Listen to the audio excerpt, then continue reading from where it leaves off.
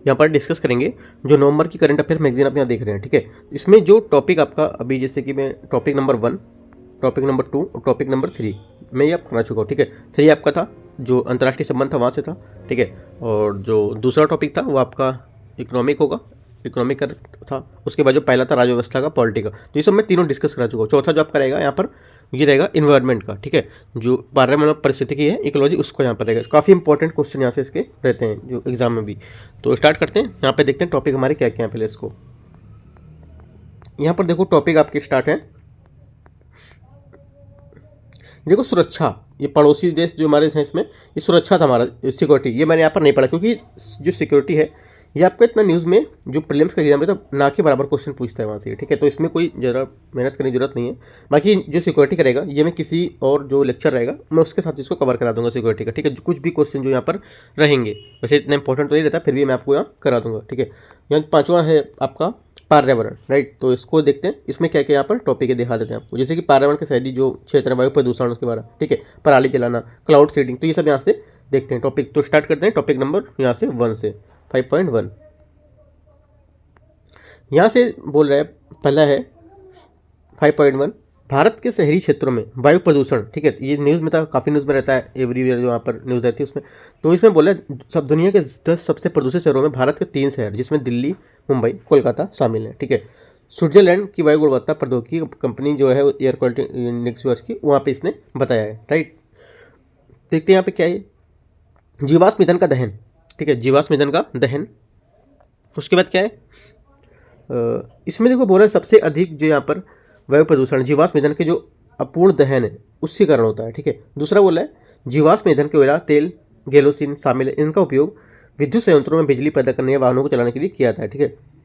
सीधे से आपसे क्वेश्चन पूछेगा कि जीवाश्म ईंधन किसे कहते हैं, या इसमें से कौन कौन से ऐसे हैं जो जीवाश्म ईंधन के अंतर्गत आते हैं, ठीक है। आपसे स्टेटमेंट दे देगा, ठीक है, क्वेश्चन देगा, स्टेटमेंट दे देगा, तेल दे देगा, गैसोलीन दे देगा, कोयला दे देगा, है ना, कुछ और भी दे देगा। तो बोल देगा इनमें से कौन सा जो जीवाश्म ईंधन के अंतर्गत नहीं शामिल है, राइट। तो आपको ये याद रखना है। उसके बाद क्या है, ये भी आपको पता होना चाहिए। दूसरा स्टेटमेंट ये दे देगा आपको कि जीवाश्म ईंधन है ये सबसे अधिक वायु प्रदूषण का जीवाश्म ईंधन के अपूर्ण दहन से यहाँ पर होता है। तो ये भी बात आपको पता होनी चाहिए, दोनों बात आपको ये पता होनी चाहिए, ठीक है। अगला है औद्योगिक उत्सर्जन, ठीक है। औद्योगिक उत्सर्जन यहाँ पर है, ये क्या है, औद्योगिक उत्सर्जन में इसका होने वाले जो प्रमुख प्रदूषक है, पार्टिकुलर मैटर PM 2.5 और जो PM 10 है, ठीक है। तो ये सब यहाँ पर इसमें शामिल रहते हैं, राइट। उसके बाद है खुले में कूड़ा कचरा जलाना, ये भी आपका जो रहेगा उससे क्या होगा, ब्लैक कार्बन जो काली कैंसरकारी तत्व से जहरीले हवा में मिल जाते हैं, राइट। अब देखो इतने वर्ड हैं, आपको मैचिंग करने को दे देगा कि इनमें से कौन कौन से क्या क्या करने पर क्या क्या हो सकता है। जैसे कि आपको दे देगा कूड़ा जलाना, इससे क्या होता है, ब्लैक कार्बन उत्सर्जन, ठीक है, काली कैंसर होना, राइट। तो ये सब भी आप यहाँ से पूछ सकते हैं पॉइंट, राइट, मैचिंग करने के लिए। अगला यहाँ पर है निर्माण कार्य और जो तोड़ फोड़ है वो, इसमें बोला है पार्टिकुलर मैटर PM और जो वाष्पशील कार्बनिक यौगिक हैं उनकी जैसे अन्य जो वायु प्रदूषक हैं उनके प्रमुख स्रोत होते हैं। इंडोर वायु प्रदूषण क्या होते हैं, ठीक है। इंडोर वायु प्रदूषण होता है आपका विषैले पदार्थ का उपयोग करना, ठीक है, जो विषैले पदार्थ हैं VOCs इनका उपयोग करना, वेंटिलेशन नहीं होना, ठीक है, तापमान आर्द्रता का जो असंतुलित स्तर इंडोर वायु प्रदूषण के मुख्य जिम्मेदार होते हैं, ठीक है। इनमें से पूछेगा इनमें से कौन इंडोर वायु प्रदूषण का मुख्य जिम्मेदार, मतलब इनमें से कौन है जो इंडोर वायु प्रदूषण का कारण नहीं है, राइट। इंडोर वायु प्रदूषण कारण में से कौन कौन से हैं, ठीक है, ऐसा पूछ सकता है। तो क्या होंगे जो मैं बताया वो आप इसके हिसाब से देख लेंगे। उसके बाद यहाँ से आपका आता है कुछ कृषि पद्धतियाँ, इसमें पराली जलाना और कृषि जो उर्वरक है उसके कीटनाशकों से निकलने वाली जो अमोनिया है वो यहाँ पर क्या शामिल होती है, ठीक है। उसके बाद है आपका भौगोलिक प्रणालियों में बदलाव, भौगोलिक प्रणाली में बदलाव क्या, जैसे मौसम पैटर्न में बदलना शुरू हुआ है, राइट। उसके बाद धूल भरी आंधियाँ, ये सब है। तो ये आपसे ये चीज़ नहीं पूछेगा, ये मेंस का टॉपिक है। उसके बाद शहरी जो प्रदूषण उसके प्रभाव यहाँ पर देखो दे रहा है, इसमें स्वास्थ्य पर प्रतिकूल प्रभाव, इससे क्या है श्वसन संबंधी जो संक्रमण है, हृदय संबंधी रोग और फेफड़ों से कैंसर का खतरा क्या बढ़ जाता है यहाँ पर, ठीक है। वायु प्रदूषण से बच्चे, बुजुर्ग, संसाधन ही जो विहीन है वर्ग वो अधिक क्या है प्रभावित होते हैं इससे, जिनके पास क्या पैसे वैसे नहीं होते, संसाधन जिससे कि आपका ट्रीटमेंट नहीं करा सकते हो, ठीक है। तो इसकी वजह से क्या है ये ज़्यादा प्रभावित होते हैं। अगला है जलवायु परिवर्तन, ब्लैक कार्बन, कालिक को मीथेन प्रदूषण जो है उसको मीथेन जैसे जो वायु प्रदूषण उसको क्या बढ़ावा देता है ये, ठीक है। कौन, जलवायु परिवर्तन जो है ब्लैक कार्बन उसको, ठीक है। आपसे बोलेगा कि जलवायु परिवर्तन के बारे में आपको विचार करना है, ठीक है, ऐसे करके आपको क्वेश्चन देगा, ठीक है। तो क्वेश्चन दे देगा जलवायु परिवर्तन के कारण विस्थापित बच्चे क्लाइमेट चेंज, ठीक है क्वेश्चन बोल रहा हूँ ये जो है, जलवायु परिवर्तन के कारण विस्थापित बच्चे और climate change child to child climate risk index supplement शीर्षक के 2 रिपोर्ट्स किस संगठन जारी, कौन सा संगठन इसको जारी करता है, ठीक है इंपॉर्टेंट क्वेश्चन है। ये जारी करता है संयुक्त राष्ट्र बाल कोष, ठीक है कौन जारी करता है, संयुक्त राष्ट्र बाल कोष। तो ये आपका यहाँ से आंसर हो जाएगा, राइट। और ये भी देखो पूछ सकता है कि जो जलवायु परिवर्तन है, जलवायु परिवर्तन कार्बन की कालिक या मीथेन भी जलवायु परिवर्तन को बढ़ावा दे सकते हैं। आपका पहला स्टेटमेंट दे देगा, ठीक है दूसरा स्टेटमेंट आपको जो मैंने बताया वो यहाँ से दे देगा। तो 2 स्टेटमेंट आपको जलवायु परिवर्तन को ऐसे करके क्वेश्चन करा देंगे, ठीक है। अगला देखते हैं, ये तो आपको पता है कि पर्यावरण क्षति क्या होता है, ठीक है। उसके बाद उदाहरण के लिए अम्लीय वर्षा से वनों में क्या जलीय जो जीव है उसमें जो मृदा है उसकी गुणवत्ता को नुकसान पहुंचाता है। अम्लीय वर्षा मुख्य रूप से वायुमंडल में सल्फर डाइऑक्साइड और नाइट्रोजन के पहुंचने से होती है। अगला देखते हैं, यहाँ पर देखो कुछ नीचे दिया हुआ है ग्रीन पॉइंट में, यहाँ पे देख लेते हैं। जो वायु प्रदूषण से निपटने के लिए अन्य देशों ने कुछ सफल उदाहरण किए, जैसे सियोल कोरिया, इसने क्या है 5G सक्षम ऑटोनॉमस रोबोट की सहायता से औद्योगिक कॉम्प्लेक्स परिसर में स्कैन करने की गुणवत्ता की निगरानी की जाने वाले, साथ ही यहाँ पर एक उपग्रह आधारित जो निगरानी प्रणाली वो जारी की है, ठीक है। अगला है, आपसे पूछ लेगा जो 5G सक्षम ऑटोनॉमस रोबोट है जो ये हाल ही में किससे संबंधित है, ठीक है। तो बोले किससे संबंधित है, आपको लगेगा कि जो डेटा है उसको, कुछ ऐसा नहीं है, ये वायु प्रदूषण की निगरानी करने के लिए है, ठीक है ये पॉइंट याद रखना है। बोगोटा कैसे संबंधित है, कोलंबिया। यह तो ऐसे करके क्वेश्चन देगा कि इनमें से कौन कौन से देश वायु प्रदूषण की इस तकनीकी को अपना रहे हैं, ठीक है। आपको जैसे कोरिया के पता चल गया। बोगोटा क्या है, बोगोटा 2 टाइप से क्वेश्चन पूछ सकता है। बोगोटा क्या है, बोगोटा ये पूछ सकता है कि किस देश का वायु प्रदूषण की निगरानी करने के लिए बनाया गया है, ठीक है। तो आपका कोलंबिया का है। दूसरा क्या है, स्पेन से सप्ताह में 4 दिन का काम लेकर यहाँ पर किए गए एक परीक्षण में जानकारी प्राप्त हुई कि ऐसा करने में कर्मचारियों का स्वास्थ्य अच्छा रहता है, इससे शहर में का प्रदूषण स्तर भी कम रहता है। स्पेन ने क्या किया, यहाँ पे सिर्फ एक हफ्ते में 7 दिन में 4 दिन ही वहाँ पर काम करेंगे, ठीक है। दक्षिण कैलिफोर्निया में क्या है, इसमें इलेक्ट्रिक कार, पत्तन जहाज को विद्युत आपूर्ति करना, ट्रकों जहाज़ों की ट्रेन के संबंध जो स्वच्छ है उसके ईंधन तथा नए स्वच्छ इंजन की जो क्षमता है उसको लगाना अनिवार्य कर दिया इसमें, ठीक है। तो ये 4 बातें कुछ हैं इंपॉर्टेंट है। अगला है, देखो जो कुछ बातें इंपॉर्टेंट लगती हैं आप एक 4 पेज लेके बैठिए, पूरी मैगजीन को समराइज कर लीजिए, जो बताता जा रहा हूँ, ठीक है। अगला है, प्रदूषण में कमी के लिए दिल्ली NCR में ईंट के भट्टों जैसे जिग जैग तकनीकी का उपयोग करना आदि अनिवार्य यहाँ पर किया गया। जिग जैग तकनीक ईंट के भट्टों से निकलने वाले जो धुआं है वायु प्रदूषण उसको नियंत्रित करने के लिए अपनाया जाता है, ठीक है। आपसे बोलेगा जिग जैग हाल ही में न्यूज़ में था, किससे संबंधित है, ठीक है वायु प्रदूषण को लेके न्यूज़ में है। अगला यहाँ पे देखते हैं, परिवेशी वायु गुणवत्ता निगरानी, ठीक है।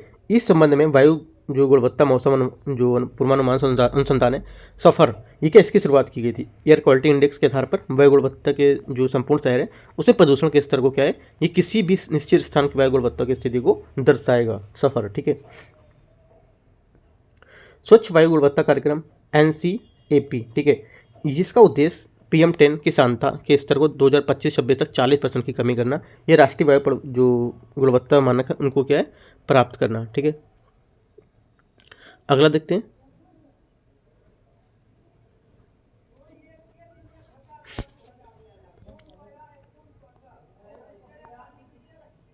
यहाँ पे है विद्युत क्षेत्र की जो क्षमता है उसको उत्सर्जन मानक कम करना, इंपॉर्टेंट नहीं है, ठीक है। तो जितना इंपॉर्टेंट था वो मैंने आपको ऊपर डिस्कस कर दिया, ठीक है। एक लास्ट पॉइंट देख लेते हैं, परिवहन क्षेत्र का जो आपका कार्बोनाइजेशन है, इस क्रम में कुछ एक्सप्रेसवे और राष्ट्रीय राजमार्ग को ग्रेट फ्रेंड कॉरिडोर के रूप में घोषित भी किया था, ठीक है।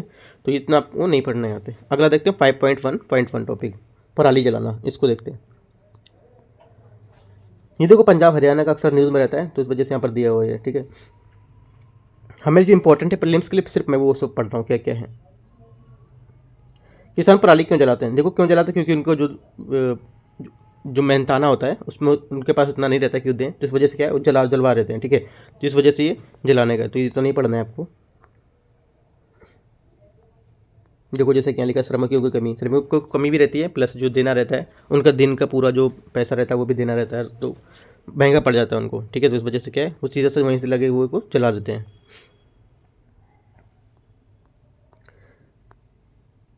देखो पराली जलाने के प्रभाव, आपसे ये जो स्टेटमेंट है ये यहाँ से क्वेश्चन पूछ सकता है, जैसे कि पराली जलाने के लिए विश्व जो आपसे इनमें बोलेगा निम्न में से कौन से जो पराली जलाने पर उत्सर्जित होते हैं, कौन से प्रदूषक हैं जो पराली जलाने पर उत्सर्जित होते हैं, ठीक है। नंबर 1 आपको दे देगा कार्बन मोनोऑक्साइड, दूसरा दे देगा मीथेन, तीसरा दे देगा कार्सिनोजेनिक पॉलीसाइक्लिक, ठीक है, एरोमेटिक हाइड्रोकार्बन, और अगला दे देगा वाष्पशील कार्बनिक यौगिक। तो इनमें से कौन से हैं?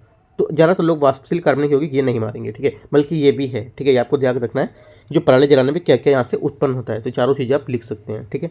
अगला है मृदा की जो आपकी उर्वरता होती है, खेत में पराली जलाने से क्या मृदा की उर्वरता कम भी हो जाती है, साथ ही इससे मृदा में मौजूद तत्वों का नष्ट हो जाते हैं। देखो आपसे पहला स्टेटमेंट पूछेगा कि इनमें से पराली जलाने से कौन कौन से प्रदूषक उत्पन्न होते हैं, आपने ये बता दिया। दूसरा आपसे बोलेगा कि जो पराली जलाने पर मृदा की जो उर्वरता है वो पहले की अपेक्षा बढ़ जाती है, ठीक है, या पहले की अपेक्षा कुछ और बता देगा, तो उसके हिसाब से ये भी पॉइंट आपको याद रखना है। 2 पॉइंट यहाँ से पूछ सकता है आपसे।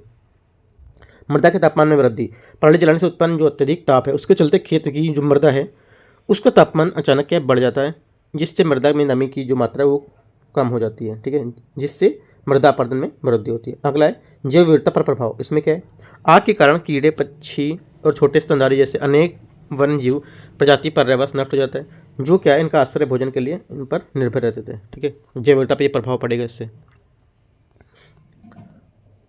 राष्ट्रीय फसल अवशेष प्रबंधन नीति NPMCR 2014, ये नीति जो है ये फसल अवशेष जो विविध हैं उनके उपयोग की क्षमता का निर्माण करेगी और प्रशिक्षण सहित या तकनीकी को पाएगा जो अपनाने हैं उनकी कुछ विधान के लिए यहाँ पर ये शुरू की गई थी, जो फसल जो अवशेष प्रबंधन तकनीकी थी, ठीक है। अगला देखते हैं राष्ट्रीय हरित अधिकरण, काफ़ी इंपॉर्टेंट है, एक बार UPSC पूछ चुका है 2020 में आई थिंक पूछा है, ठीक है। तो इसमें बोला है 2015 में निम्नलिखित निर्देश क्या क्या जारी किए गए थे। इसमें फसल अवशेष को एकत्र करने के लिए उनका परिवहन के उपयोग के लिए एक अव्यवस्था बनाई जानी चाहिए। फसल अवशेष जलाने के बार दोषी जो व्यक्ति हैं उनके लिए दंडात्मक कार्रवाई की जानी चाहिए, ठीक है। प्रत्येक राज्य द्वारा किसानों को खेती पराली हटाने, एकत्र करने के लिए, भंडारण करने के लिए या मशीनें एवं लागत यहाँ पर प्रदान करनी चाहिए, ठीक है। तो ये तीनों पॉइंट इंपॉर्टेंट है, थोड़ा सा देख लीजिएगा। इन सीटू क्या होता है, एक्स सीटू क्या होता है, ये क्वेश्चन पूछा UPPSC ने एक बार, इसको देखते हैं।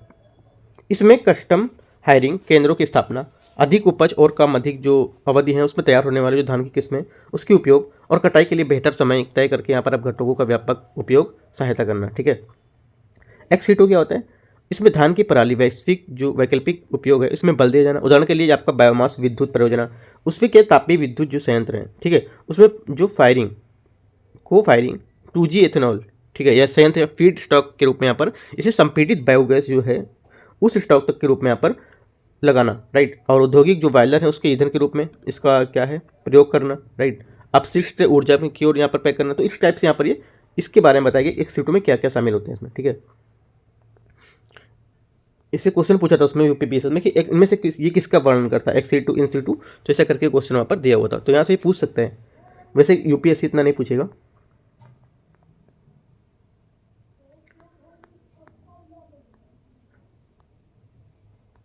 अगला यहाँ से है बीज की नई किस्में, जो उन्नत किस्में हैं। हाल ही में भारतीय कृषि अनुसंधान भारत जो है उसने धान की पूसा की 2090, ठीक है, 2090 नामक जो अधिक उपज देने वाली कम अवधि में तैयार होने वाली किस्में वो विकसित की है, ठीक है। आपसे बोलेगा पूसा 2090 क्या है, किसकी प्रजाति है ये, ठीक है, ये क्या है, धान की प्रजाति है ये।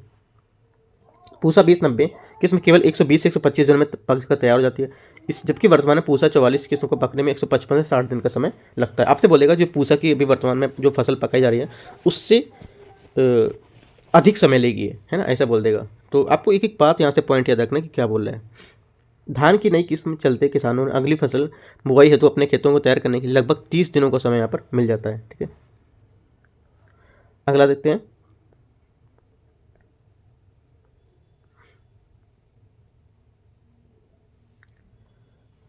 अगला कुछ यहाँ पर इंपॉर्टेंट नहीं है इतना। यहाँ पे अगला देखते हैं क्लाउड सीडिंग, ठीक है, क्लाउड सीडिंग है टॉपिक, इसको देखते हैं। क्लाउड सीडिंग इसमें पहला बोला है ये कृत्रिम रूप से मौसम अपेक्षित बदलाव करने की क्या तकनीक है। इसके तहत सीडिंग एजेंट को हवा में स्प्रे करके बादलों को कृत्रिम रूप से संतप्त यहाँ पर किया था, जिसके परिणामस्वरूप वहाँ पर क्या वर्षा होती है, ठीक है। तो ये भी क्लाउड सीडिंग में सिर्फ पॉइंट देखते हैं क्या इंपॉर्टेंट है हमारे लिए। वो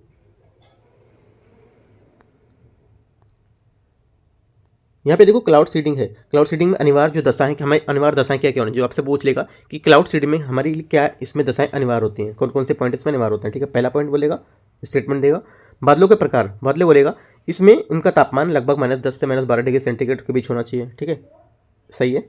बादलों की छाया होना, जिस स्थान पर कृत्रिम वर्षा करनी होती है उस स्थान पर कम से कम 50% क्षेत्र पर बादल छाए होने चाहिए, ठीक है, ये कृत्रिम वर्षा के लिए दिया है। हवा कैसी होनी चाहिए, हवा की गति एक निश्चित स्तर पर होनी चाहिए। आर्द्रता, सापेक्ष आर्द्रता 75% से कम होने पर क्लाउड सीडिंग पर कम प्रभावी होता है। तापमान क्या होता है, बादलों का तापमान इतना कम होता है कि उनमें अत्यंत शीतल तरल मौजूद होते हैं। तो ये चारों बातें इंपॉर्टेंट रखना है आपको, जो क्लाउड सीडिंग है उसके बारे में, ठीक है। देखो कृत्रिम तरीके से जो यहाँ पर जो वर्षा कराई जाती है, ठीक है, उसके लिए वायु प्रदूषण क्या है, उससे हमारी मदद मिल सकती है, ठीक है। स्मॉग को कम कर सकते हैं वहाँ पर, वायुजनित जो प्रदूषक उसकी कमी हो सकती है, वायुमंडल को साफ हो सकता है। तो तीनों बातें हमारी कृत्रिम तरीके से वर्षा कराने में शामिल हो सकती हैं ये।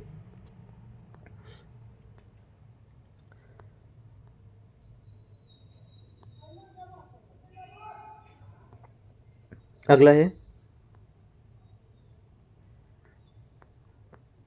हमारा टॉपिक है 5, उसमें इतना इंपॉर्टेंट है, बाकी सब मेंस का टॉपिक है वो, ठीक है। 5.2 में है वनों पर संयुक्त राष्ट्र फोरम, ठीक है, वनों पर संयुक्त राष्ट्र फोरम, इसके बारे में देखते हैं। UNFF, ठीक है, इसके बारे में ये देखते हैं। पहला यहाँ पर क्या है, इसे बोला है भारत ने उत्तराखंड देहरादून वनों पर संयुक्त राष्ट्र फोरम जो है उसके एक भाग के रूप में कंट्री लेड इनिशिएटिव कार्यक्रम क्या मेजबानी की है इसकी, ठीक है। तो उसको देखते हैं।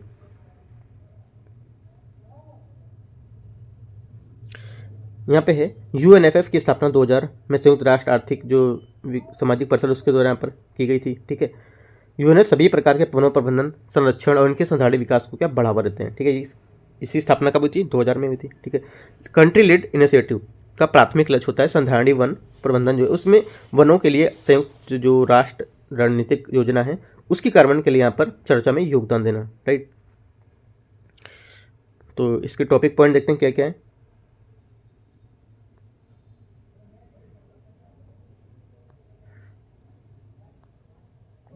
यहाँ से देखो दिया है चेन ऑफ कस्टडी का प्रमाणीकरण, ठीक है। इसके तहत क्या सुनिश्चित किया जाता है कि जिन उत्पादों को प्रमाणिक सामग्री के रूप में सत्यापित किया गया है उन्हें गैर प्रमाणिक जो आपके गैर नियंत्रित सामग्री उसको अलग रखा जाए, ठीक है। प्रमाणीकरण के तहत आने वाले कुल वन क्षेत्र में 2010 के बाद से 35% या 120 मिलियन हेक्टेयर की वृद्धि हुई है, ठीक है। 120 मिलियन की वृद्धि हुई है हेक्टेयर की। विकासशील देशों में क्या है, विकासशील देशों के प्रमाण में अनेक चुनौतियों का सामना करना पड़ रहा है। उदाहरण के लिए प्रमाणीकरण से जुड़ी जो अत्यधिक लागत है वो, लेखा परीक्षण है वो, ठीक है, अनुपालन में जुड़ी समस्याएं हो, तो ये सब क्या है, इनको जो प्रॉब्लम है उसको सामना यहाँ पर करना पड़ रहा है, राइट।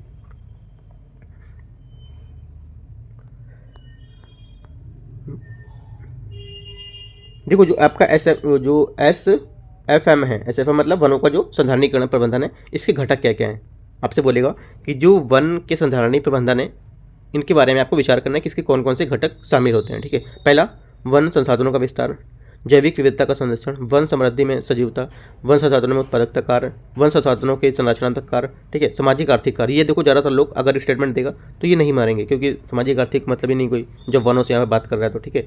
कानूनी रणनीतिगत संस्थान फ्रेमवर्क, ये भी ज़्यादातर लोग नहीं करेंगे। तो 2 स्टेटमेंट अगर इधर देगा तो क्वेश्चन फंसाने के लिए हो जाएगा, बाकी सब तो ईजी लग रहे हैं, ठीक है। तो आपको ये जो SFM के 7 घटक हैं आपको पता होना चाहिए कौन कौन से हैं। देखो आपको लिख लेना है ऐसे करके, जैसे SFM लिखा आपने SFM, ठीक है, नोट्स बनाए आपने, तो 7 बात ऐसे करके 3 4 5 6 7 ऐसे करके आप 7 बात बना सकते हैं, क्या क्या 7 बातें इसकी इंपॉर्टेंट है, ठीक है। तो इस टाइप से अच्छे से याद हो जाएगा आपको। अगला देखते हैं, और तो इतना इंपॉर्टेंट खास यहाँ पर कुछ नहीं है। यहाँ पे जो लास्ट पॉइंट देखते हैं, विश्व में लगभग 100 मिलियन हेक्टेयर वन क्षेत्र प्रतिवर्ष आग से प्रभावित होता है। कितना, 100 मिलियन क्षेत्र। ये विश्व की कुल वन का क्षेत्रफल लगभग 3% है, ठीक है।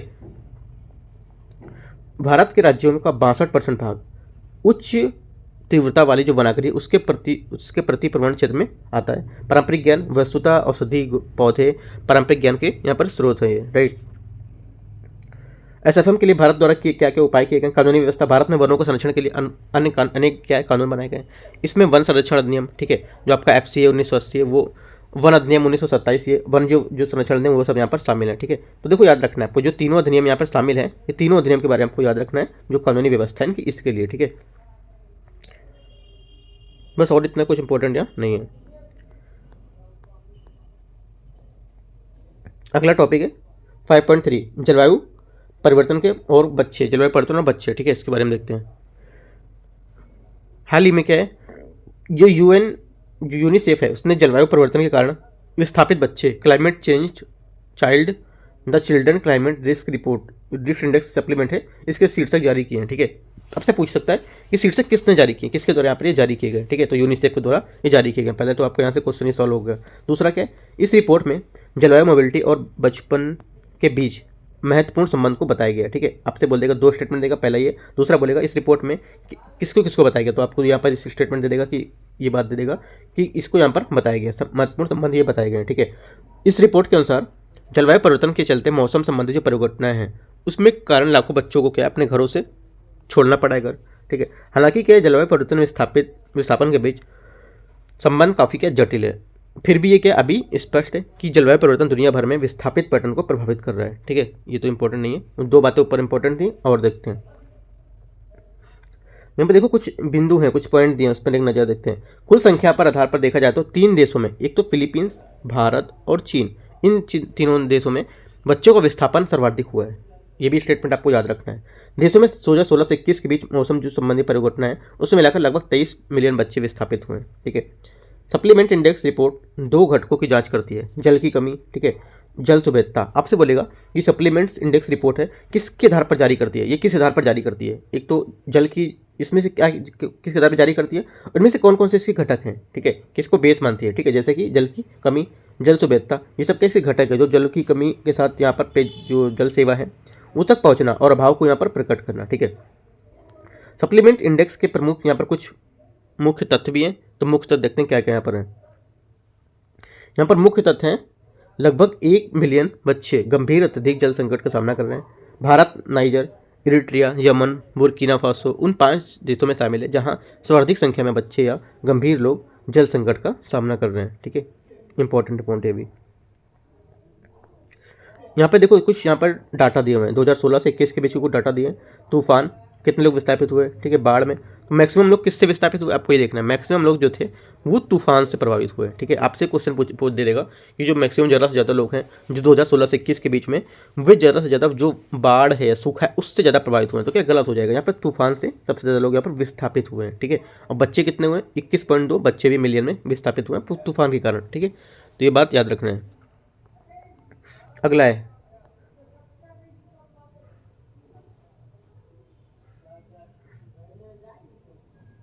बच्चों पर जलवायु प्रदूषण का क्या प्रभाव पड़ेगा। ये बीमारी होगी। ठीक है, आहार और पोषण में क्या है, उनकी कीमतों में वृद्धि हो जाएंगी। राइट, शिक्षा हो जाएगी। शिक्षा के लिए यहाँ पर क्या रहेगा, यहाँ पर शिक्षा का लगभग कितना, इसमें घर से पानी लाना करना, तो उसमें क्या प्रॉब्लम हो जाता है काफ़ी ज़्यादा। राइट, उसके बाद क्या है, मानसिक स्वास्थ्य में कमी हो जाएगी। ठीक है, उसके बाद जेंडर है, जेंडर के लिए यहाँ पर जो मतलब कितने वर्ष की आयु के लिए यहाँ पर संख्या में वृद्धि होगा। तो इस वजह से क्या है, ये जो आपके जलवायु परिवर्तन के कुछ प्रभाव हैं वो आप लिख सकते हैं। जलवायु परिवर्तन के प्रभाव लिखेंगे और यहाँ पर आपको 5 पॉइंट अपने ऐसे डाल देंगे। ठीक है, तो इंपॉर्टेंट हो जाएंगे अभी। अगला है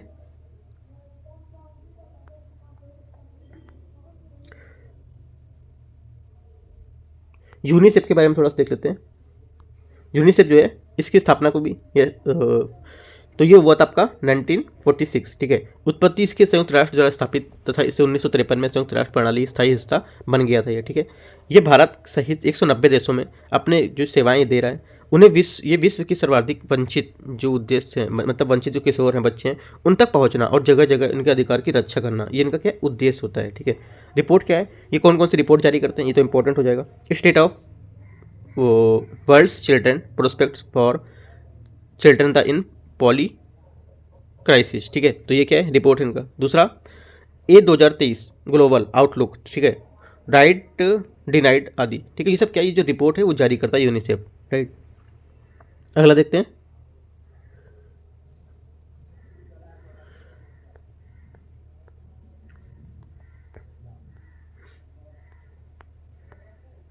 अगला है ग्रीन बिल्डिंग्स। ठीक है, ग्रीन बिल्डिंग्स के बारे में क्वेश्चन है, देखते हैं इसको। यहाँ पर क्या है, न्यूज़ में क्यों था ये न्यूज़ में था क्योंकि Indian green buildings council Tamil Nadu के चेन्नई में इंडिया ग्रीन बिल्डिंग्स की स्थापना जो है उसका आयोजन यहाँ पर किया गया। ठीक है, तो देखते हैं इसमें। पहला बोला है उत्पत्ति। देखो इसकी ग्रीन बिल्डिंग जो है इसकी उत्पत्ति कब हुई। ठीक है, ये कब इसकी उत्पत्ति हुई आप देख सकते हैं 2001। ठीक है, IGBC है, इसमें ग्रीन बिल्डिंग्स के मामले एक अग्रणी प्रमाण जो संस्था है उसमें भारत की ग्रीन बिल्डिंग को उदाहरण के रूप में सक्रिय देने को बढ़ावा किया था। ठीक है, ये दिया है, तो ये आप रीड कर सकते हैं क्या सदस्य इसमें और कौन है। ठीक है, तो इतना इंपॉर्टेंट ये तो नहीं है, सिर्फ आप एक बार देख सकते हैं। और यहाँ से स्टार्ट होता है ग्रीन बिल्डिंग्स के बारे में। ग्रीन बिल्डिंग्स से तात्पर्य आमतौर पर पर्यावरण अनुकूल निर्माण सामग्री प्रक्रिया है, उनका संचालन रख रखाव करना। ठीक है, ग्रीन बिल्डिंग्स के उदाहरण ग्लोबल वार्मिंग एवं जो पर्यावरण नुकसान है उसको कम करने हेतु ऊर्जा का अवशिष्ट प्रबंधन की लागत को कम करने पर आधारित होता है। ठीक है, हरित निर्माण जो कार्य हैं उसमें संबंधित जो आपके नवाचारी हैं उसमें समाधान का जियोथर्मल हीटिंग। ठीक है, ये सब इसके जो उदाहरण है यहाँ पर शामिल होते हैं, जैसे कि हरित छतें हैं। ठीक है, और स्मार्ट ग्रिड रेफ्रिजरेटर है, राइट, ये सब इसमें होता है। अगला है एग्रो क्रिट। ठीक है, कार्बन नेगेटिव निर्माण सामग्री, इससे अलग अवशेष, अलग जो फसल अवशेष है उसके द्वारा धान जो है उससे गेहूं की पराली, ठीक है, और जो गन्ने की जो खोई उससे यहाँ पर क्या बनाया था एग्रोक्रिट का, ये जो आपका कार्बन नेगेटिव सामग्री है उसका। अगला है कार्बन क्रॉप टाइल। ये क्या है, इसका निर्माण कार्बन जो अपसाइक्लिंग होता है इसके तहत कार्बन आधारित अपशिष्ट का उपयोग किया जाता है। ठीक है, एक अनुमान के अनुसार 12.3% की चक्रवृद्धि वृद्धि वार्षिक वृद्धि दर के साथ हरित जो निर्माण है उसमें सामग्री का वैश्विक बाजार 2023 में लगभग 422.27 बिलियन अमेरिकी डॉलर के बढ़कर कितना हो गया 2030 में 951.15 मतलब 15 बिलियन यहाँ पर अमेरिकी डॉलर हो गया है। मतलब क्या है यहाँ पर ये काफ़ी बढ़ गया, 422 से 915 हो गया। ठीक है, ग्रीन बिल्डिंग वस्तुतः ऊर्जा दक्ष और जीरो नेट कार्बन इमारतें अलग होती हैं। ठीक है, जीरो से उससे अलग होती हैं। ठीक है, ग्रीन बिल्डिंग के लाभ क्या होते हैं, उत्सर्जन की कमी, इसमें ग्रीन हाउस गैसेस हैं, ठीक है, GHG होती हैं, GHG, इसमें उत्सर्जन में भवन का निर्माण की क्षेत्र की हिस्सेदारी लगभग 38% के साथ इसकी कुल ऊर्जा खपत की हिस्सेदारी 35% होती है। ठीक, ये सब इसमें डाटा है जो दिया हुआ है। जो ग्रीन बिल्डिंग्स है इसकी क्या है, इसके कुछ जो नेट जीरो कार्बन बिल्डिंग इसमें अंतर होता है, जैसे कि इनमें एनर्जी एफिशिएंट बिल्डिंग, इसमें तपनशीलतन, ये सब के कारण यहाँ पर क्या है ऊर्जा का उपयोग होता है इसमें। ठीक है, ग्रीन बिल्डिंग इसमें क्या ऊर्जा दक्षता के अलावा जल दक्षता, अपशिष्ट, ये सब का उपयोग अनुकूलन के लिए करते हैं। ठीक है, नेट जीरो के लिए क्या है, नेट जीरो कार्बन बिल्डिंग, इससे ऊर्जा की खपत में कटौती करके ऑफ साइट नवीकरणीय ऊर्जा स्रोत का उपयोग करके जहाँ पर जीरो कार्बन उत्सर्जन को लक्ष्य को हासिल किया जा सकता है। ठीक है, ये आपके ग्रीन हाउस गैस उत्सर्जन में कटौती का है। यहाँ पे देखो कुछ कदम भी उठाए गए थे, जो कि ऊर्जा संरक्षण भवन है संहिता है उसने 2007 में जारी किया था कि 2017 में संशोधित किया गया है। तो ये सब इसके कदम उठाए गए थे कि इसको टाइम से चेंज भी किया गया है। ठीक है, ये इतना इंपॉर्टेंट नहीं है। हाल ही में भारत LED, ठीक है, भारत LED मतलब होता है energy and environment design leadership, ये लिखा हुआ है। इन्हें नेट जीरो के तहत प्रमाणिक जो प्रोजेक्ट हैं उसकी संख्या के मामले में अमेरिका से चीन से आगे निकल गया है। ठीक है, अमेरिका और चीन से आगे निकल गया भारत हाल ही में। ठीक है, तो यह भी इंपॉर्टेंट न्यूज़ है। अगला है वाणिज्यिक भवनों की स्टार रेटिंग। ये कार्यक्रम विद्युत मंत्रालय ये बोलेगा कि वाणिज्यिक भवनों की जो स्टार रेटिंग है आपकी ग्रीन बिल्डिंग्स के मामले में, ये किस मंत्रालय के अंतर्गत शुरू किया गया था, किसका, विद्युत मंत्रालय के अंदर शुरू किया गया। ठीक है, ये ऊर्जा जो उपयोग है उसके आकलन के लिए 1 से 5 स्टार पर यहाँ पर रेटिंग प्रदान करेगा, और सार्वजनिक जो भवनों में सर्वाधिक दक्ष होने पर उसे 5 रेटिंग दी जाएगी। इंपॉर्टेंट बात है। ठीक है, त्वरित मंजूरी, पर्यावरण और वन जलवायु परिवर्तन मंत्रालय ने ऐसी हरित परियोजनाओं को त्वरित पर्यावरण मंजूरी प्रदान करता है जो भारतीय हरित भवन परिषद के द्वारा पूर्व प्रमाणित हैं। ठीक है, अगला देखते हैं। देखो यहाँ से आपसे क्वेश्चन क्या पूछ सकता है, इसके ग्रीन जो बिल्डिंग है उसके बारे में आपसे क्वेश्चन बोलेगा।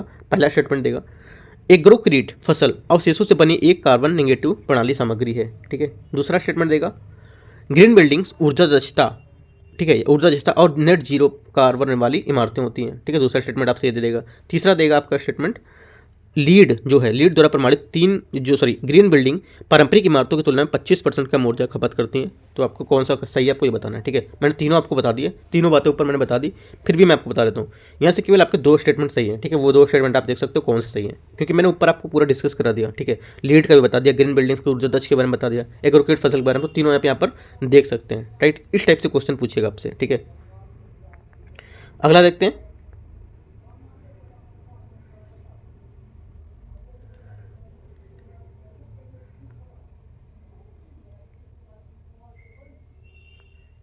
और यहाँ पे तो कुछ इंपॉर्टेंट नहीं है इतना।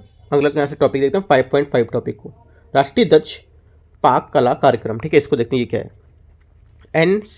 NECP राष्ट्रीय दक्ष पाक कला कार्यक्रम NCV पर, ये कार्यक्रम स्वच्छ पाक कला योजना के तहत एक उपघटक है। उद्देश्य इसका किसका उद्देश्य भारत में पाक कला कार्यों का आमूलचूल परिवर्तन लाना, ठीक है। लक्ष्य पूरे जो भारत देश है उसमें 20 लाख ऊर्जा दक्ष जो आपका इंडक्शन कुक स्टोव है वो वितरित करना। फोकस इसके तहत विद्युत मंत्रालय ने गो इलेक्ट्रिक पहलन रूप, ये यहाँ पर क्या है ध्यान में रखकर केंद्रित किया है। किसके मंत्रालय? विद्युत मंत्रालय, ये आपको याद रखना है। अगला है गो इलेक्ट्रिक अभियान, ये क्या है इसको देखते हैं। गो इलेक्ट्रिक अभियान का उद्देश्य सूचना संचारों पर जो शिक्षा संबंधी गतिविधि है उसके माध्यम से ई मोबिलिटी इकोसिस्टम जो है इसको इलेक्ट्रिक कुकिंग के लाभों में जागरूकता को पैदा करना, ठीक है। वैकल्पिक जो कुकिंग सोल्यूशन एंड अन्य सुविधाएं हैं जैसे अन्य योजनाएं कौन कौन सी, जैसे चूल्हा, उन्नत चूल्हा अभियान कार्यक्रम 2014 में चालू किया गया था। राष्ट्रीय बायोगैस जो खाद्य प्रबंधन कार्यक्रम है ये था, ठीक है। उसके बाद क्या था, प्रधानमंत्री उज्ज्वला योजना जो काफ़ी ज़्यादा बड़े स्तर पर चल रहा है, राइट। सोलर कुकर को बढ़ावा दिया जा रहा है, ठीक है। तो ये सब क्या है आपके जो वैकल्पिक कुकिंग सोल्यूशन है उसके एग्जाम्पल हैं ये।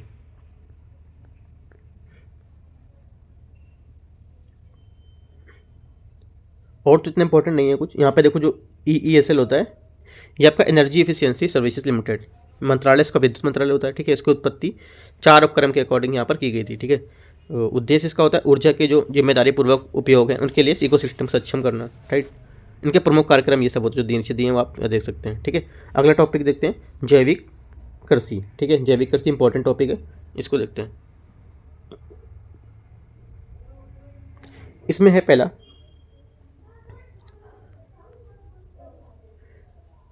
देखो यहाँ पे क्यों न्यूज़ में आया, क्योंकि यहाँ पर क्या है नेशनल कोऑपरेटिव ऑर्गेनाइजेशन जो आपका लिमिटेड है NOCL, इसमें जैविक खाद्य उत्पादों को यहाँ पर भारत ऑर्गेनाइज यहाँ पर ब्रांड से नाम पर जारी किया गया, ठीक है। भारत जो आपका ऑर्गेनिक ब्रांड इसके तहत 6 जैविक ऑर्गेनिक उत्पाद जारी किए गए।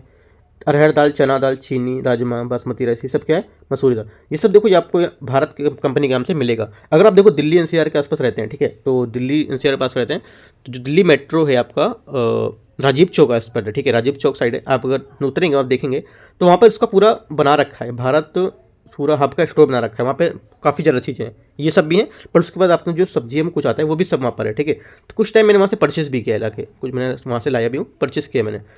तो वो यहाँ पर क्या है पहला दिल्ली में जो था नई दिल्ली में वो जारी कर मतलब बना दिया गया वो, ठीक है। तो आप यहाँ पर अगर हैं तो आप जाके शॉपिंग कर सकते हैं वहाँ से, ठीक है। काफ़ी कम रेट है वहाँ पे, राइट, रेट काफ़ी कम है।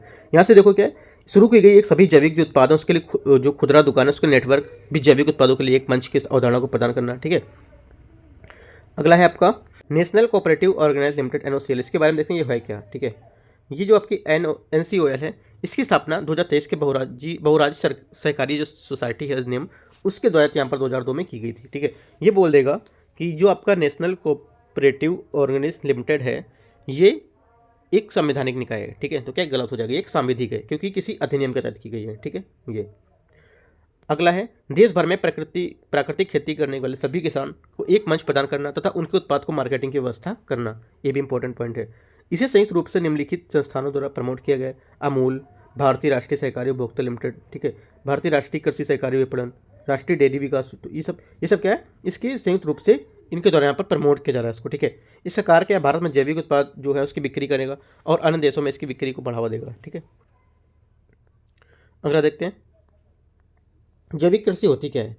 देखो जैविक कृषि के तहत जैव विविधता, जैविक चक्र एवं मृदा की जो जैविक गतिविधि है इसको बेहतर बनाने, साथ ही क्या है उसमें कृषि की जो पारंपरिक तंत्र है उसमें स्वास्थ्य को बढ़ावा दिया जाना, ठीक है। ये इंपॉर्टेंट होता है इसके लिए। जैविक जो खेती है जैविक कृषि है इसके लिए क्या लाभ होते हैं, ठीक है, इंपॉर्टेंट हो जाता है ये। आपसे बोलेगा इनमें से जैविक खेती के कौन कौन से लाभ हैं, ठीक है। तो आपको एक एक बात यहाँ से पता होना चाहिए क्या क्या यहाँ पर इसके लाभ हैं, ठीक है। अगला देखते हैं किसानों के लिए लाभ, किसानों के लिए इन जैविक खेती से क्या क्या लाभ होंगे ये देख लेते हैं, ठीक है। उसके बाद जैविक खेती और प्राकृतिक कृषि में कैसे भिन्न है, जिसमें देखो खेतों से बाहर तैयार किया गया जो कार्बनिक जैविक खाद है जैसे कि कंपोस्ट, ठीक है, वर्मी, ये सबसे क्या उपयोग किया जाता है। दूसरा क्या है यहाँ पे इन सबका बाहर में इनपुट नहीं किया जाता है, राइट। ये आप खुद से रीड कर लेंगे, इंपॉर्टेंट पॉइंट है वो भी लाभ। उसके बाद क्या है इसमें देखो जो खनिज तत्व होते हैं उपयोग के माध्यम से सूक्ष्म पोषक तत्व उसमें सुधार किया था। इसमें क्या इन पद्धति में खेतों की तरह खनिज तत्वों के सुधार नहीं किया जाता है इसमें, ठीक है। खनिज तत्वों का उपयोग यहाँ पर नहीं किया जाता है। इसमें जुताई और जो मृदा को पलटना है वो सब यहाँ पर इसमें किया जाता है, लेकिन यहाँ पर ऐसा कुछ नहीं है। इससे क्या है प्राकृतिक पारिस्थितिक तंत्र की क्रियाविधि को अपनाते हैं लोग, ठीक है। जैविक जो क्षेत्र उसकी समझ चुनौतियाँ तो नहीं देगा। जैविक कृषि के सिद्धांत, ये पूछ सकते हैं आपसे पेपर में, जैविक कृषि के क्या क्या सिद्धांत हैं। पहला तो स्वास्थ्य का सिद्धांत, ठीक है, स्वास्थ्य में क्या है, पारिस्थितिक तंत्र में कैसे हमको लाभ मिलेगा जैविक खेती से, जो निष्पक्षता है उससे कैसे हमको लाभ मिलेगा, और जो देखभाल है उससे क्या है, ठीक है। तो यहाँ से देखो एक क्वेश्चन आपसे पूछ सकता है जैविक खेती के बारे में, ठीक है। तो पूछते हैं क्वेश्चन पूछता हूँ।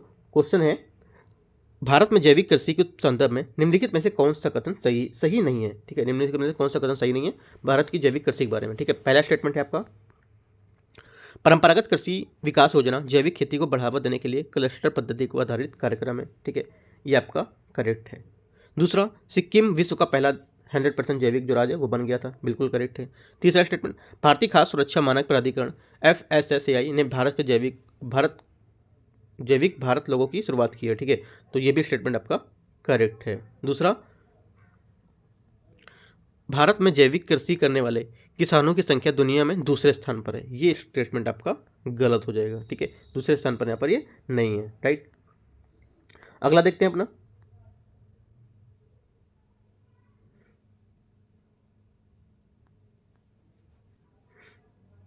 देखो जैविक कृषि को बढ़ावा देने के सरकार द्वारा कुछ पहले की गई थी, ठीक है, कि उनको पहला मतलब उनको लाभ मिले, जिस वजह से क्या है उन्होंने कुछ पहले यहाँ पर निकाली थी, जैसे कि परंपरागत कृषि विकास योजना, ठीक है, परंपरागत खेती योजना, तो ये सब क्या ऑर्गेनिक प्लेटफॉर्म, तो ये सब देख सकते हैं कि क्या यहाँ पर बढ़ावा दिया गया है, ठीक है। सिक्किम दुनिया का 100% जो राज्य, मैंने आपको जैसा कि भी बताया स्टेटमेंट में, ठीक है।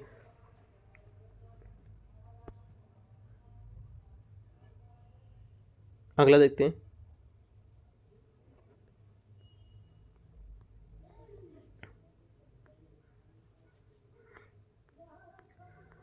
अगला है हमारा संक्षिप्त सुर्खियाँ, ठीक है, जो न्यूज़ यहाँ पर सुर्खियों में रही है उसको यहाँ पर देख लेते हैं क्या क्या न्यूज़ है।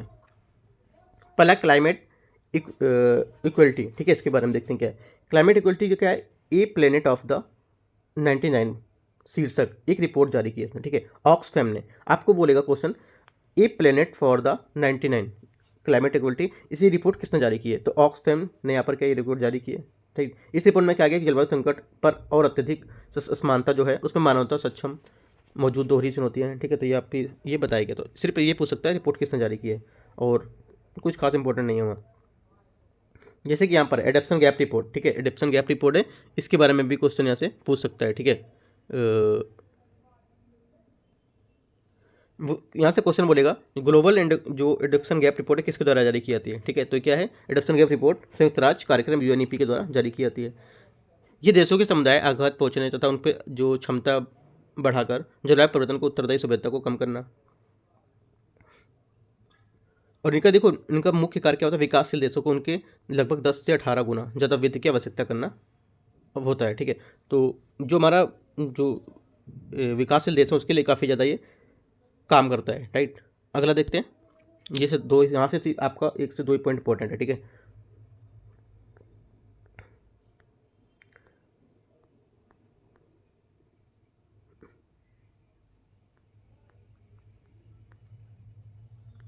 अगला यहाँ से टॉपिक आपका 5.7.3 पेरिस जलवायु समझौते के तहत जो राष्ट्रीय स्तर पर योगदान है वो देखते हैं इसको। यहाँ पर देखो क्या है, UNFCCC सचिवालय उसके पेरिस समझौते पर क्या है राष्ट्रीय स्तर पर निर्धारित योगदान है, उसमें सिंथेटिक रिपोर्ट यहाँ पर जारी भी की है। इस रिपोर्ट में पेरिस समझौते के 195 जो पक्षकार हैं वो यहाँ पर शामिल हुए थे, ठीक है।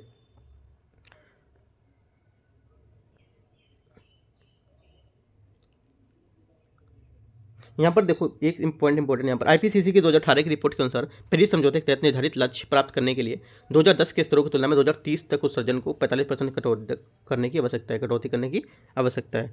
तो एक पॉइंट सिर्फ इंपॉर्टेंट यहाँ से दिख रहा है,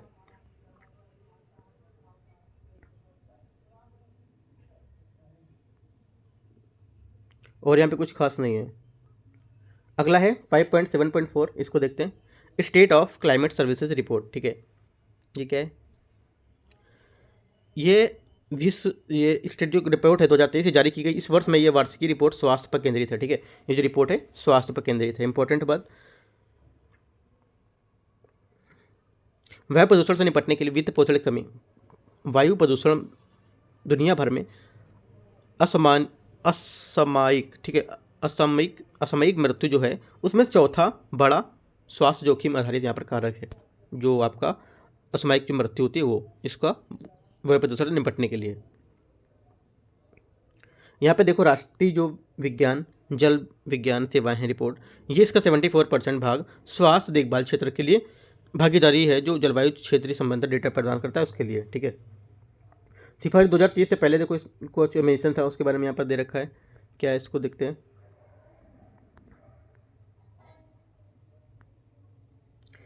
ये कुछ इंपॉर्टेंट नहीं, देखो यूएनएफसीसी से जो आप 1992 में अपनाया गया था, ये सब आप जो टॉपिक है आपका स्टैटिक वहाँ से भी पढ़ चुके हो, तो कुछ खास यहाँ पे न्यूज़ इंपॉर्टेंट इतना करंट का इसमें अभी नहीं है ये, ठीक है।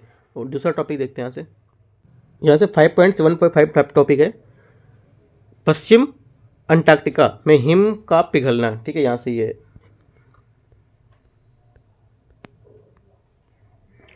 ये भी कुछ इतना खास नहीं। Global landscape of climate finance, ठीक है। ये रिपोर्ट थोड़ा देखते हैं, ये क्या है, क्लाइमेट पॉलिसी इंस्टीट्यूट जो आपकी है, global landscape of climate finance 2023 की रिपोर्ट जारी की गई है, ठीक है।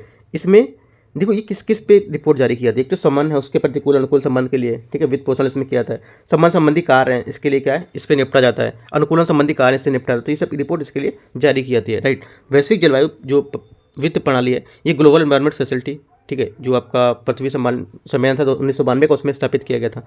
अनुकूलन कोष, इसकी स्थापना 2001 में क्योटो प्रोटोकॉल के तहत की गई थी, ठीक है। स्पेशल क्लाइमेट चेंज फंड, इसके 2001 में की गई थी, ठीक है। लीस्ट डेवलपमेंट कंट्रीज, तो इसकी स्थापना जो नेशनल एडॉप्शन प्रोग्राम है उसके द्वारा यहाँ पर की गई थी 2000 में, ठीक है। उसके बाद क्या है, हरित जलवायु कोष, इसकी 2010 में की गई थी, ठीक है। तो आपको देखो ये मैच करने को दे सकता है क्वेश्चन, कि इनमें से किसकी स्थापना कब हुई, ठीक है, ऐसे करके मैच करने को दे सकता है। तो ये आपको याद रख लेना है, लिख लेना है आपको पॉइंट बना के, इसकी स्थापना कब हुई, इसकी कब हुई, तो चारों पांचों बातों की स्थापना आप लिख सकते हैं पेपर में अपने।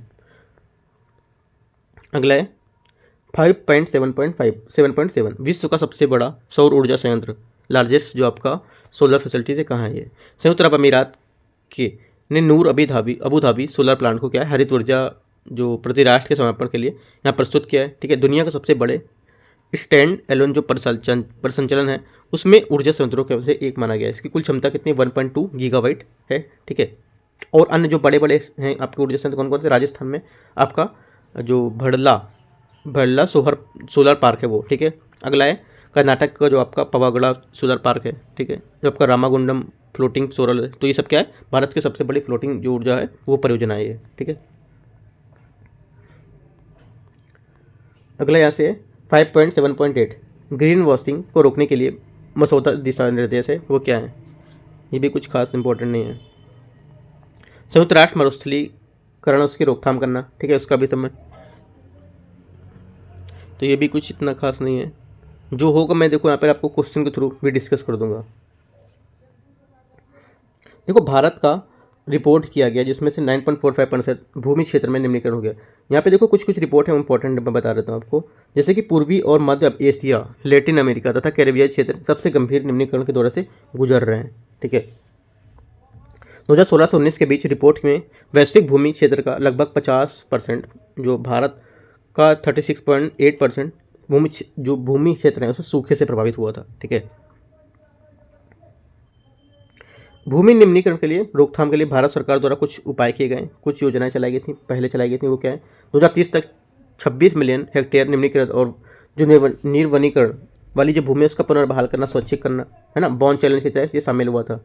भारत ने मरुस्थलीकरण और भूमि निम्नीकरण एक्ट प्लस क्या जारी किया, जिसमें क्या राज्यवार यहाँ पर निम्नीकृत भूमि की पहचान की जाएगी, ठीक है। तो ये सब क्या है, जो भारत सरकार उसके द्वारा पहले यहाँ पर ये जारी की गई है, ठीक है।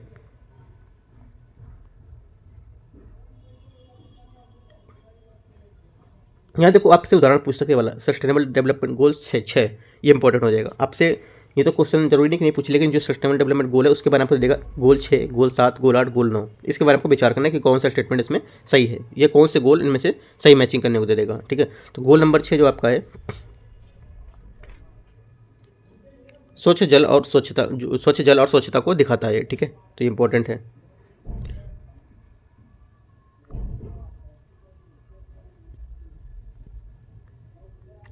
अगला टॉपिक है सैंड एंड डस्ट स्टॉर्म, ठीक है। ये सैंड एंड डस्ट स्टॉर्म कृषि के में समन्वय, अनुकूलन नीति और जोखिम प्रबंधन उपायों के लिए मार्गदर्शन, ठीक है, शीर्षक से रिपोर्ट जारी की गई है। उसमें क्या है, ये मैंने आपको इसे बता दिया ऊपर, जो रिपोर्ट जारी की गई मैंने ऊपर ही आपको बता दिया है, ठीक है। जो सस्टेनेबल डेवलपमेंट गोल था इसी का टॉपिक थे। अगला है आपका रेड सेंडर्स, जो है आरएसटी की सूची से हटाया गया, इसको देखते हैं। सिटीज़ की स्थायी समिति 77वीं बैठक में रेड सेंडर्स को यहाँ पर आरएसटी से हटाने का निर्णय लिया गया। आपने देखो अगर प्रीवियस ईयर पेपर सॉल्व किया होगा तो यहाँ पे ये क्वेश्चन आपको देखने को मिला होगा सिटीज़ वाला। अगर नहीं किया प्रीवियस ईयर पेपर तो आप 10 से 12 साल का पेपर सॉल्व कर सकते हैं प्रीवियस ईयर पेपर, कुछ आपको थोड़ा सा आंकड़ा मिलेगा कि किस टाइप से क्वेश्चन पूछता है, ठीक है। भारत को रेड सेंडर्स 2004 में यहाँ पे क्या आरएसटी प्रक्रिया के अधीन माना गया था। रेड सेंडर्स आरएसटी को हटाने से उगने वाले जो किसान हैं इसके वैध व्यापार की आपूर्ति की श्रृंखला से जुड़ सकेंगे इसमें, ठीक है। और क्या हो सकता है यहाँ पर, और तो यहाँ पे कुछ इंपॉर्टेंट यहाँ नहीं दिख रहा है। और मैं इसके देखो क्वेश्चन बताता हूँ क्या क्वेश्चन आपसे पेपर में पूछ सकता है रेड सेंडर्स के बारे में, ठीक है।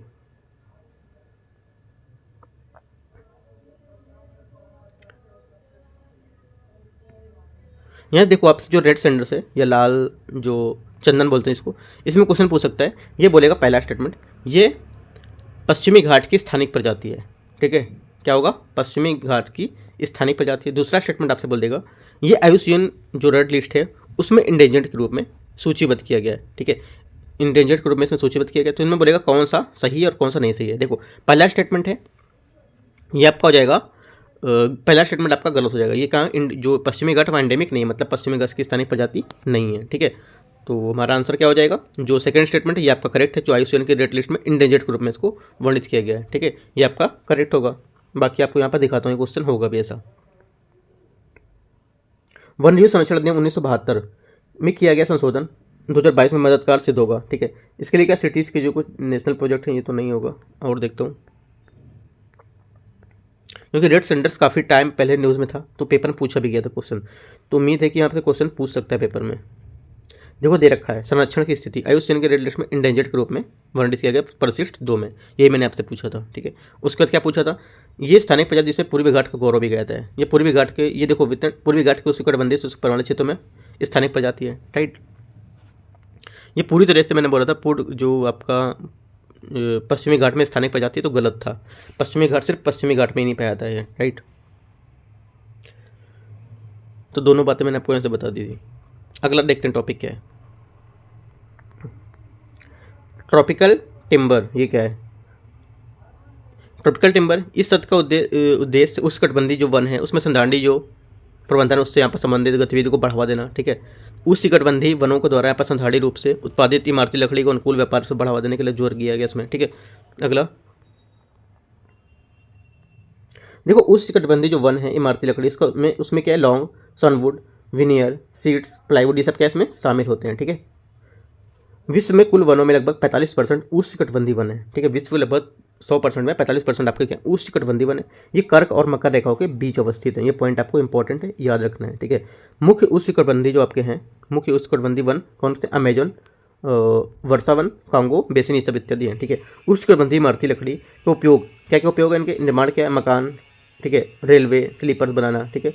तो ये सब तैयार करना। ईंधन क्या है, ईंधन के रूप में इनको यूज करना। अन्य उपयोग जैसे कि कागज, ठीक है, रेयान के उत्पादन में करना।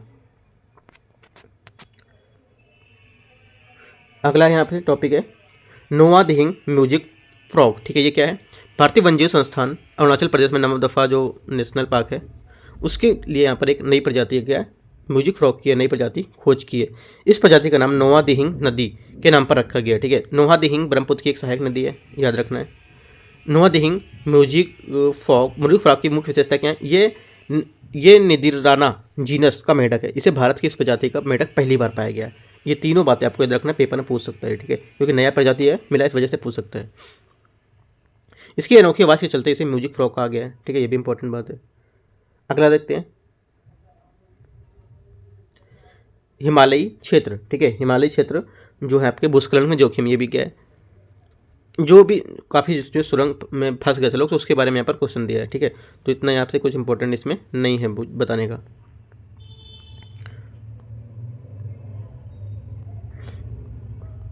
सोमालिया में भीषण बाढ़ उसके यहाँ पर क्वेश्चन है, ये भी कुछ इंपॉर्टेंट हमारे लिए नहीं है। मिथली चक्रवात, ये देखो इंपॉर्टेंट है टॉपिक, ठीक है। मिथली चक्रवात ये क्या है? भारत मौसम विभाग ने चक्रवाती तूफान मिथली से लेकर एक अपडेट जारी किया था। इस अपडेट में अनुसार ये तूफान बांग्लादेश के तट को पार करने के बाद कमज़ोर हो गया और फिर क्या है, अवदाब की स्थिति में बदल गया था, ठीक है। तो चक्रवाती तूफान था, तो आपको देखना कहाँ से आया था और कितने किलोमीटर पर घंटे की रफ्तार से थी, ठीक है। भूकंपी तरंगों की श्रृंखला, ठीक है, ये भी इंपॉर्टेंट है टॉपिक। भूकंपी जो झटके उसकी श्रृंखला, आइसलैंड में लगभग 5500 से अधिक अपेक्षाकृत तीव्र भूकंप के आ चुके हैं यहाँ पर, ठीक है। भूकंपी झटकों की श्रृंखला के बारे में, इसका आशय अपेक्षाकृत कम अवधि के अंतराल वाले आने वाले भूकंप की एक श्रृंखला के दौरान कोई विशिष्ट या शक्तिशाली भूकंप से नहीं आता, ठीक है। ये झटके कई हफ्तों में जारी रह सकते हैं। इस दौरान हजारों संख्या में तीव्रता वाले भूकंप आ सकते हैं, ठीक है। जहाँ पर छोटा सा भूकंप आता है उसमें, ठीक है। आइसलैंड मध्य अटलांटिक कटक में अवस्थित है, इस कारण ये यूरोप का सबसे बड़ा और सबसे अधिक सक्रिय ज्वालामुखी क्षेत्र भी है, ठीक है। तो यहाँ से देखो जितना भी टॉपिक था आपका इन्वायरमेंट का, पर्यावरण का, वो मैंने पूरा डिस्कस कर दिया, ठीक है। उसके बाद आपका बचेगा सामाजिक मुद्दे, वो टॉपिक मैं आपको जो अगला पार्ट रहेगा, पार्ट नंबर 5, तो उसमें मैं आपको यहाँ से डिस्कस कर दूंगा, ठीक है। अभी मैंने जितना डिस्कस किया वो, या मैंने आपका जो पर्यावरण था वो मैंने यहाँ पर पूरा आपको दिखा दिया कि क्या क्या क्वेश्चन आपसे यहाँ से पूछ सकता है, राइट। मैं 2-3 क्वेश्चन भी रखे हूँ, तो क्वेश्चन आपको दिखा देता हूँ क्या क्या क्वेश्चन आप पूछ सकते हैं आपसे। जैसे कि देखो आपसे क्वेश्चन एक और पूछिए, global landscape of climate finance 2023 किसके द्वारा जारी की गई, ये भी मैंने आपको पढ़ाया ऊपर, तो किसके द्वारा जारी की गई है, ये की गई क्लाइमेट पॉलिसी इनिशिएटिव, ठीक है। अगला क्वेश्चन है जो हाल ही में अरुणाचल प्रदेश के नामदफा जो कमलांग भू क्षेत्र है उसमें म्यूजिक फ्रॉग की एक नई प्रजाति खोजी गई, ठीक है। उसकी खोज के तहत इस प्रजाति का नाम निम्नलिखित में से किस नदी पर रखा गया है, ठीक है, आपको बताना है। तो किस नदी पर रखा गया था? नोवा दिहिंग नदी, उसके तरफ, ठीक है। तो ये भी मैंने क्वेश्चन बता दिया आपको। उसके बाद क्वेश्चन है